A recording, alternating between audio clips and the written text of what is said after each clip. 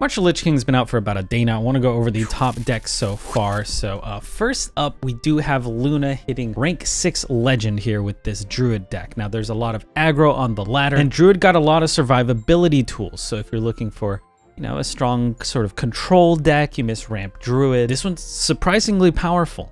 Now it may ultimately be that Celestial Alignment Druid is better. These are early days of the expansion, so don't like craft these. If you have the cards, throw them together, try them out. But the meta is so unstable, lists are just changing by the minute. But Druid got so many survivability tools, so many armor cards that really just helps strengthen it. It gets rid of the shortcomings, which was survivability. Sometimes maybe you just couldn't survive. That you found Guff, maybe you couldn't survive until your Sire Denathrius turn.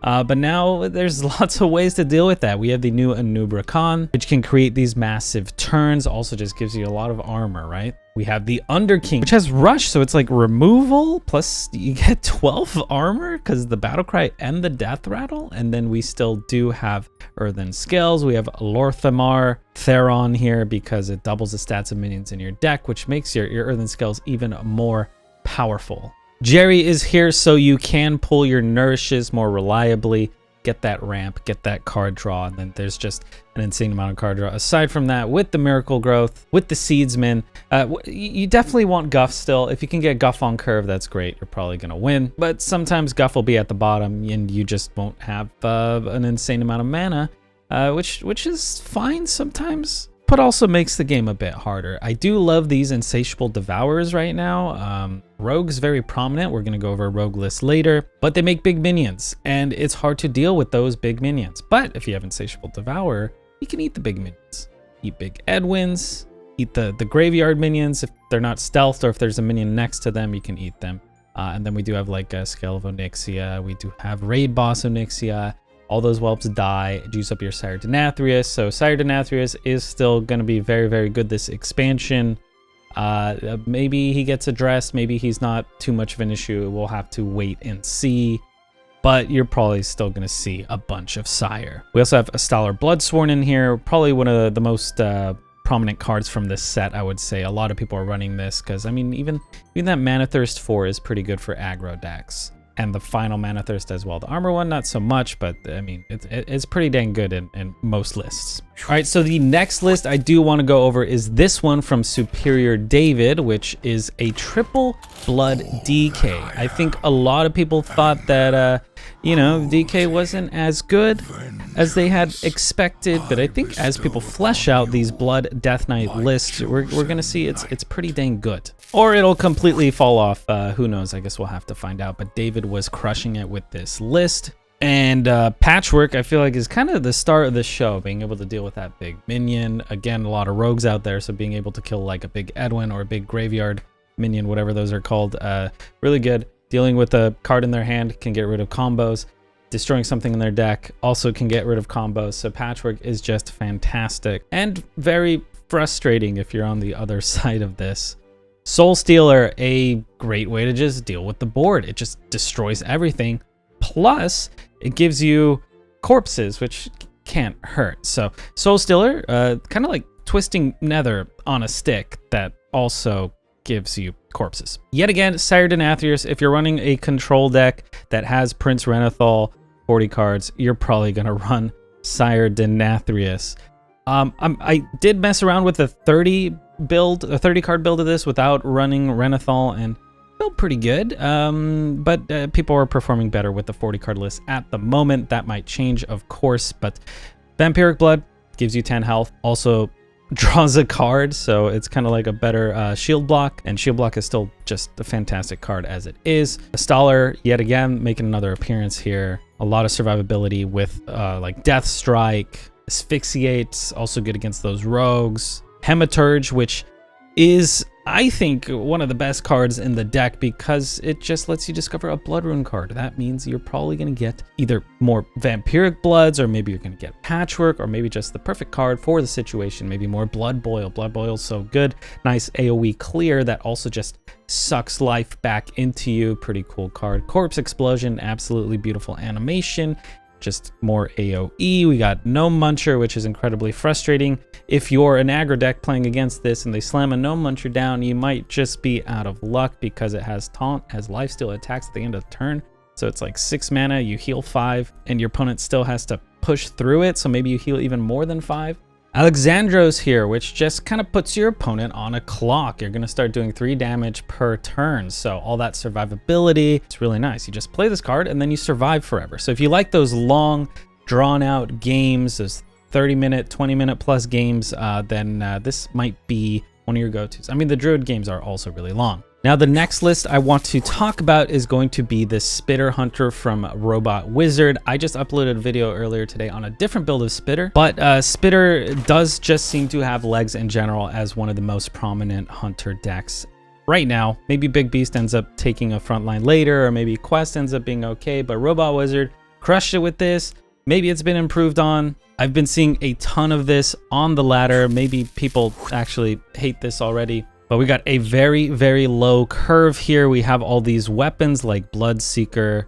We got Candle Shot here. We have the Poon Guns. And this is so your Shock Spitter can get juiced up. So Shock Spitter gets more damage as you deal damage with weapons. So it starts at 1, but by turn 5, turn 6, he's going to end up doing, 4, 5, 6 damage relatively consistently because we do have so many weapons. And then we also have Brand, which doubles these up. So you can use Brand Shock Spitter, turn 5, might just do 10 damage, a Pyroblast to your opponent's face, or you can wait till turn 7. You can do Brand and 2 Shock Spitters. Turn 9, you can do Brand and 3 Shock Spitters. Really cool. Also Breeders here, so you can pull more Shock Spitters because it makes a copy. It doesn't pull the copy from your deck. So as long as you draw the Breeders before the Shock Spitters, you're gonna be able to make a ton of Shock Spitters.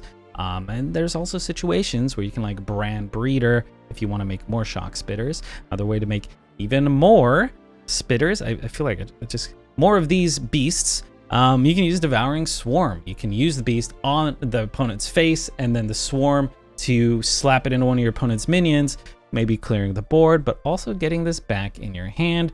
We also have Brewmaster, bounce them back to the hand. Basically, just an almost endless supply of these big spitters. We also have Wrangler to pull more spitters and buff all your spitters up. We got Rustrot Viper in here because with the Breeder, I mean, you can pull the spitter, or if you really want to get rid of your opponent's weapon, Rustrot Viper, not too bad. And then if you draw it, you could just trade it away. We have Zola for more spitters and whatnot, and then just a bunch of damage to your opponent's face through the Arcane Shot, through the Ricochet. It's a very fun and interactive sort of deck, and it just seems to have an endless amount of gas because of all the different ways to produce these Shock Spitters. It's like, why run Quest if you can just do this instead? And it just keeps going up in damage. Maybe your opponent deals with a 20 damage burst from the Shock Spitter, but then the next turn maybe they're gonna do even more, 25, 30, who knows. It's pretty crazy. So the next list I want to talk about is going to be this Concoction Rogue, also known as Cock Rogue, because concoction. But Jay Alexander, who is the Rogue God, absolutely killing it with this. This is his take on it, and it is a day 1 deck, so I think there might be improvement, but who knows? Maybe he found the perfect 30. It is just kind of an improvement on old Miracle Rogue. So if you liked old Miracle Rogue, you just put in the concoction package. You just shove that in there, and boom, you got a brand new deck, a brand new feel. The concoctions are just very powerful, very fun as well. It is hard to pilot, and you need to also have a good way to keep track of all the cards in your deck. So if you're looking for a deck tracker to keep track of all these cards, you might be interested in Firestone, which is a sponsor of this video. Firestone, which is a very, very powerful new deck tracker for Hearthstone. I definitely recommend you guys check this out. It has so much more versatility than other ones. You can keep track of your opponent's cards. For example, they have 2 cards generated by Jackpot here. We can also see that this is a card that was generated by Tooth of Nefarian, and this card was from Queen Ashara. We have the multi-caster tracker here. It says we just casted a Frost, but after we cast this nature spell, it's going to tell us that we've also casted Frost and Nature, meaning when we play that, it's going to draw 2 cards. Makes hand management a lot better. And I just think it looks beautiful.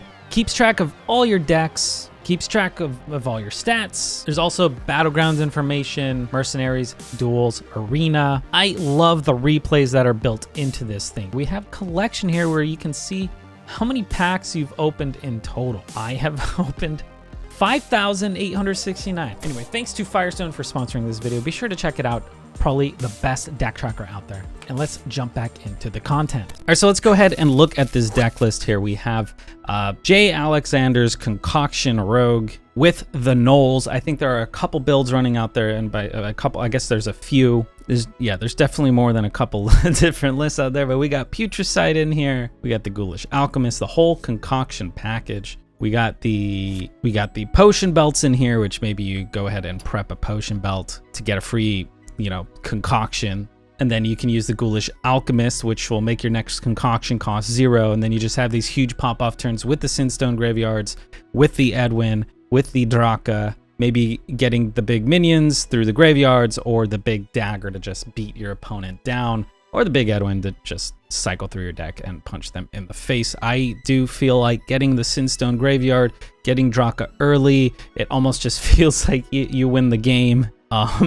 But you do have an insane amount of cycle. It seems like almost everything draws a card. We got the Ghostly Strike, which is a really nice addition to this deck for not mostly the damage, but the cheap cycle to juice up those ghosts, to juice up the Edwin, the Draka dagger, cycling with Gone Fishing, Door of Shadows. We got Concoctor for a random concoction into your hand. We have Shadow of Demise, a fun new spell reminiscent of Valera from the past. Really good and very, very flexible. Maybe you want an extra potion belt. Maybe you want an extra concoction. Maybe you want an extra bone spike. And then we do have Shroud of Concealment here just to consistently draw those minions. So the whole deck just ends up feeling quite consistent, quite reliable. Again, hard to pilot, but if you master this deck, you're gonna love it, and you're also just gonna crush your opponents. Maestra is here because it ends up making it so your Knolls get discounted, right? It does maybe mess up your opponent's mulligan as well, but I think the most important part is discounting the Knolls.